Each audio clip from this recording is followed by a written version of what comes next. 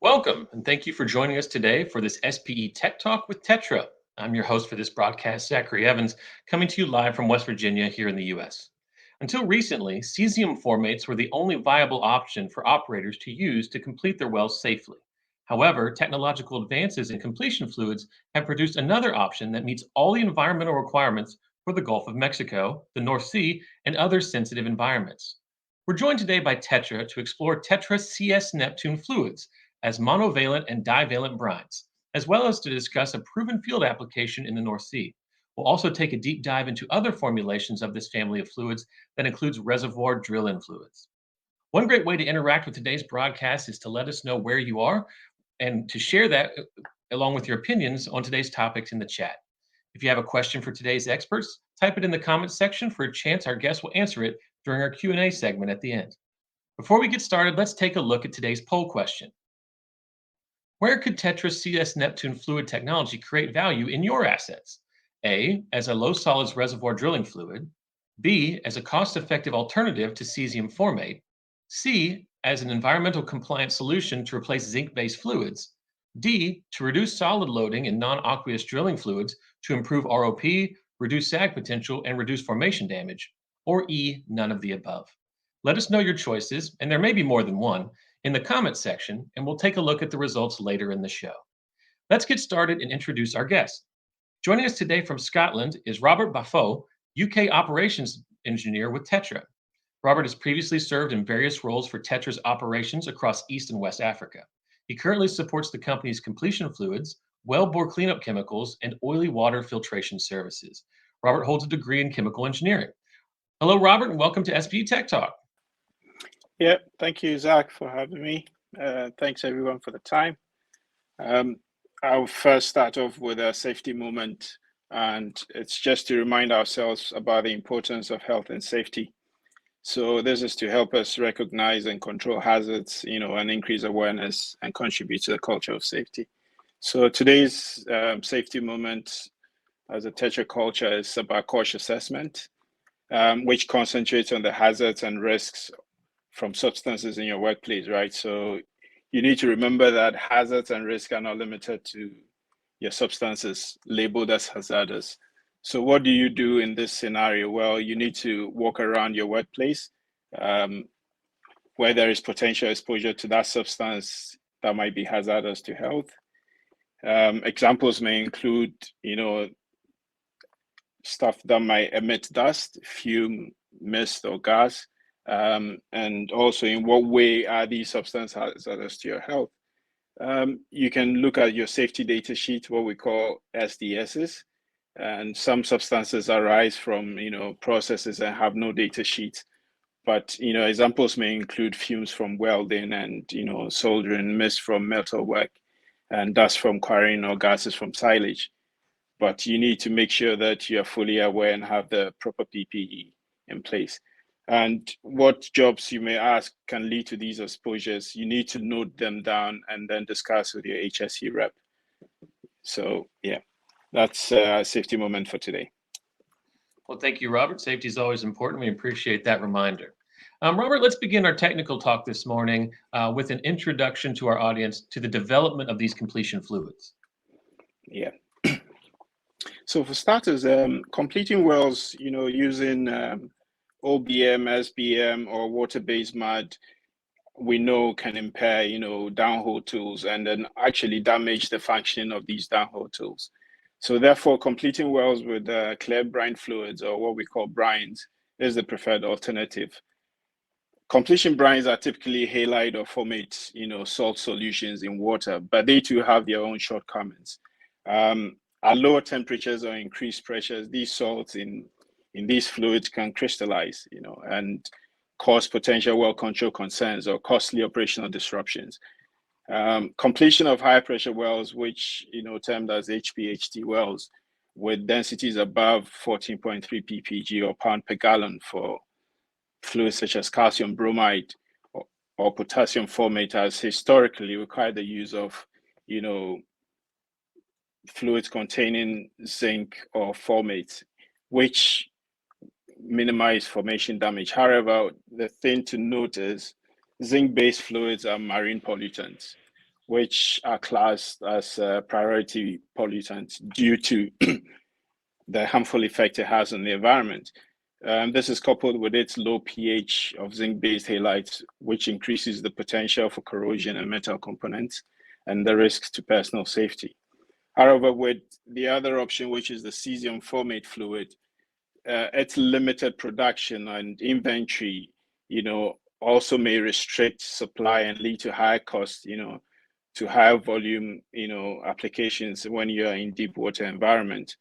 Moreover, when it's used as Parker fluid, literature has suggested that formates may cause some hydrogen-induced cracking, and this is quoted by Javora in 2003, especially in high-temperature wells, with the presence of corrosive gases, which eventually could lead to failure of production tubing.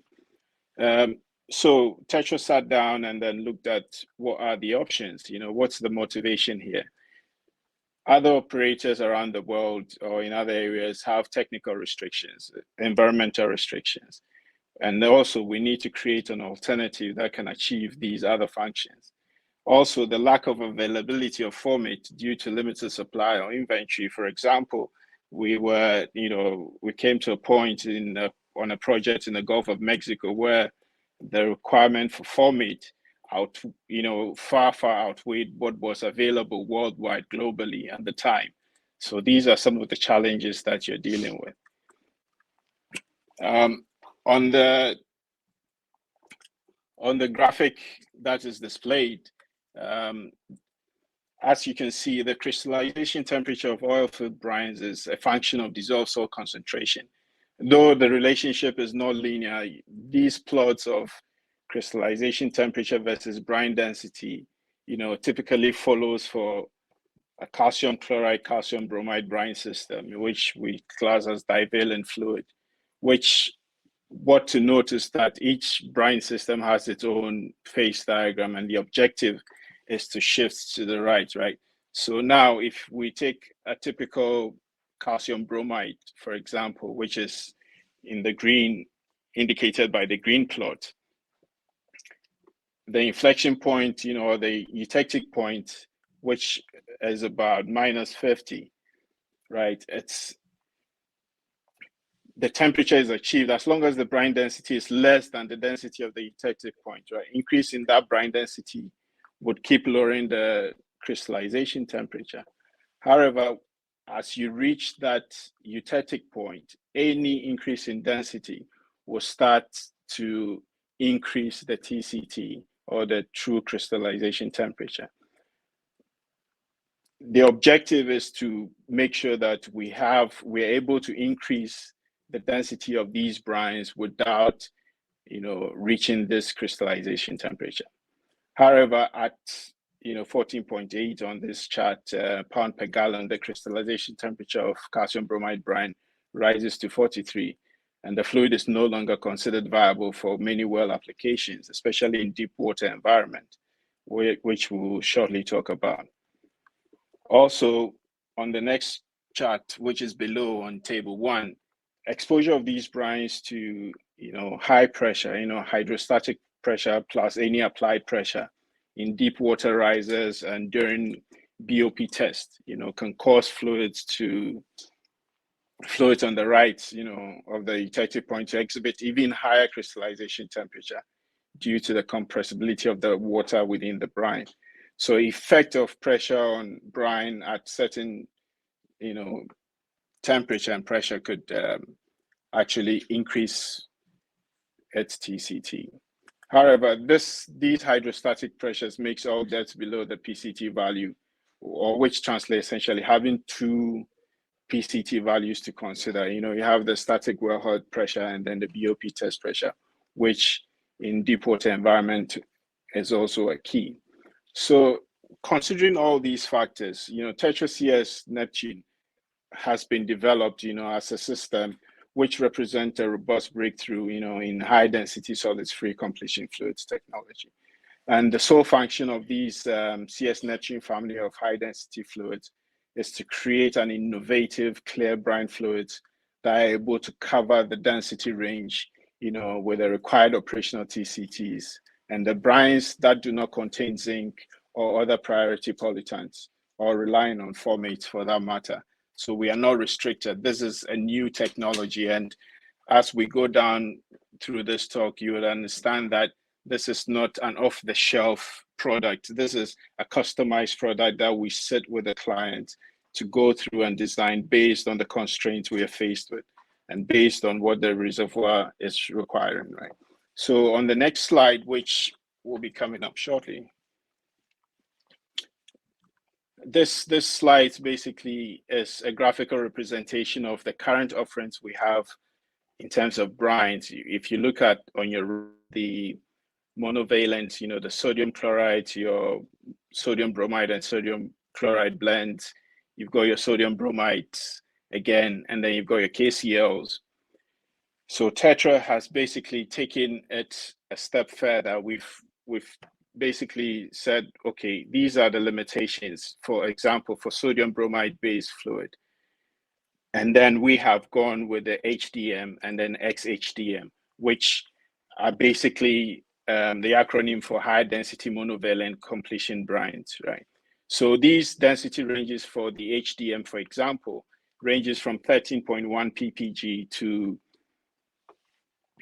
15, right? 15.3 ppg, which has been shown to be thermally stable at 191 degrees C. So this offers a lot of flexibility when you have to complete your well with monovalent fluid. If you go to the XHDM, which stands for the extra high density monovalent completion fluids, it also takes its density from 15.4 pound per gallon and is also thermally stable at 191 degrees C. If you come down to, or if you shift further to the right, where we have the high density divalent, which we have the Gen 1 and then the Gen 2s, we have calcium chloride and calcium bromide blends, and then we have calcium bromide blends. However, the high density divalent takes the density, to 15.4 ppg, which is very extraordinary, which is, in the past, you're only restricted with zinc bromide. And like we said, if you're in a region where you cannot use zinc, then what do? Do you halt the project? So these are options that TETRA is offering. And these are, like I said, these are bespoke fluids. We don't just say, okay, we think you need this, so take that. No, these are fluids that will sit and walk through with you and then build it to suit the application it's good for. And then we've got the extra high density divalent completion fluid, which has a density range of 17 pounds per gallon, right? These next generation crystallization suppressant additives and complementary stabilization additives that have been introduced have been proven to work quite well, and they are tailored for these monovalent brines, right? So what will be the functions of these, one may ask? It allows us to extend the workable monovalent halide brine, right, to 15.4 ppg. Like I said, it gives us a current thermal stability of 191 degrees C. It has an exceptional corrosion testing results, generalized corrosion testing results. It's extremely shale inhibitive tested, and when we go down, I will, highlight more on that. And this basically can be formulated into RDF, which we'll talk extensively on, as we go down. Let's pause there for a moment, Robert, yeah. and remind our audience to get involved in the conversation. So type any comments you have or any questions you might have on today's topics now in the chat, or a chance that our guests will answer it during our upcoming Q&A segment. And also remember to answer our poll question that we provided early in the section. And now, Robert, if we can, moving on with your discussion, can you give us an in-depth explanation, as you mentioned, of the reservoir drilling fluids?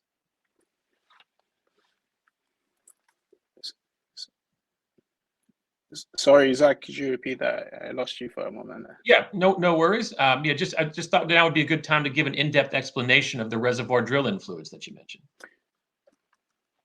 So for what we've achieved with the reservoir drilling fluid,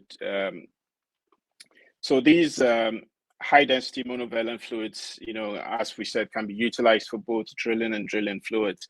And some research work and additional testing have been carried out by our TETRA Innovation Group.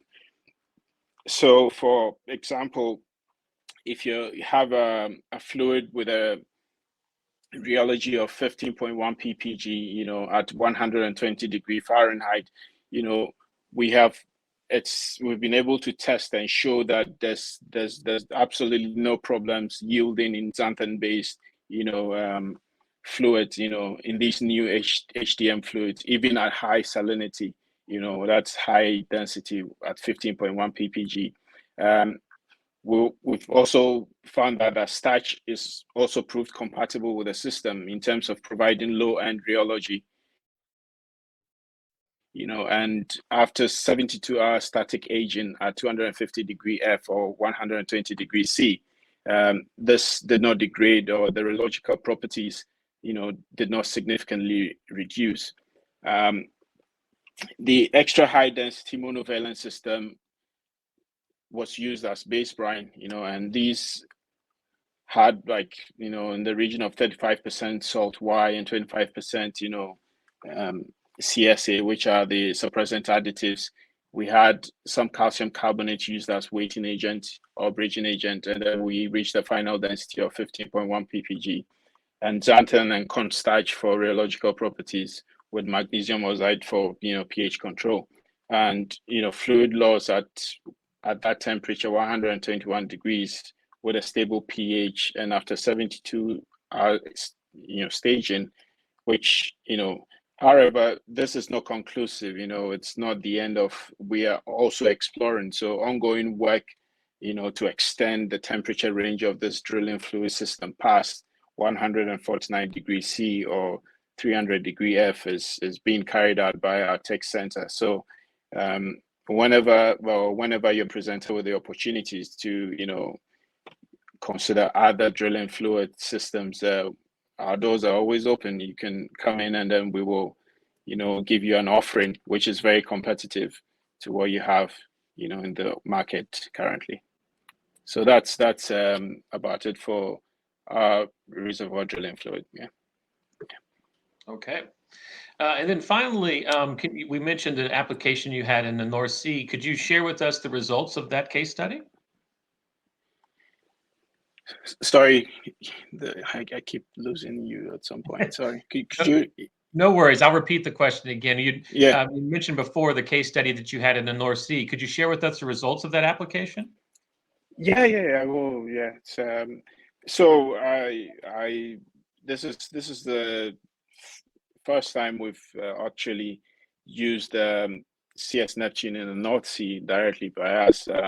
And we had a major operator in the North Sea planning to perform a workover operation on one of its well after leaks were detected in the annulus. There were several risks associated with the workover operation, especially when we're displacing from 14.7 ppg mud to a clear brine fluid. And what are the options? We cannot use zinc in the North Sea. Formate is very difficult to come by. So the main, measure of success was to stay overbalanced, with the expected formation pressure during the displacement, and then the entire abandonment and recompletion, installation period. So we started by, lab testing in the States, in preparation for the initial application. The brine was mixed at our facility here in Aberdeen, and then its stability before and after contamination with undissolved salts and, filtering through, our filter packages were evaluated, and at the same time, a field test for the brine composition and crystallization was also carried out. So we were in a water depth of about 300 feet, and we're almost at 14,000 feet, with a bottom hole pressure of about 347 degree F, and we had the BOP testing all carried out. At the end of the day, the CS Neptune was mainly used as completion brine, suspension brine. It was a base for wellbore displacement and then viscosified pills, and then we used it as a viscosified suspension fluid. happy to say that the client was extremely happy because the CS Neptune performed as planned with no major operational HSE issues. The fluid performed as designed at 10,000 PSI BOP test. We encountered no issues in terms of the TCT or the PCT throughout the well. The fluid displayed no compatibility issues with the polymer or the OBM, that was displaced with, and we didn't have any fluid property deterioration. In fact, the fluid was actually tolerant, and low levels of seawater contamination didn't even, push the properties out of range. And yes, so we did the operation. Client was happy, and we actually were able to take back most of the fluid for reclamation, which also shows how green this product is, because we are able to take it back once it's within certain parameters and clean it and then reuse. So that was a major achievement for us here in the North Sea and for our operations. Excellent. It's always good to get information on a practical application like that. Before we continue with our discussion, let's take a quick look at the results of our poll question we asked you, which was, where could TETRA's CS Neptune fluid technology create value in your assets? And it looks like the majority of the answers came in at B, which was cost effectiveness as an alternative to cesium, and then D, to reduce solids loading to improve various parts of drilling efficiency. So, Robert, does that make sense to you? Were you surprised by that result, or is that what you kind of expected? Well, that was what we kind of expected, and always you can design something in the lab and you don't know how it's going to perform in the field, and for the client to have the faith in in this product and allow us to use it, and it's turned out as we actually designed it to work, it was quite impressive. It was on the money, to say.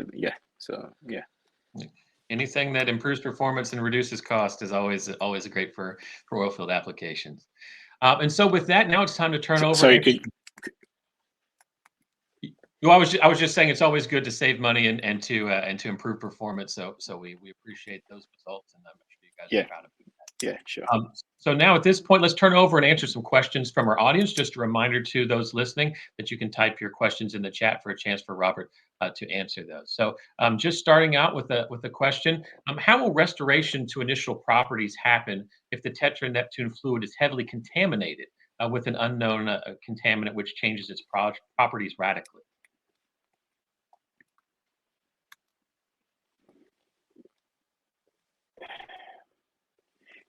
So, I mean, traditionally, TETRA is also known for its filtration services, and during the testing phase and on field application, we've used our traditional diatomaceous earth, which is the filter press, along with our twin vessel cartridge unit.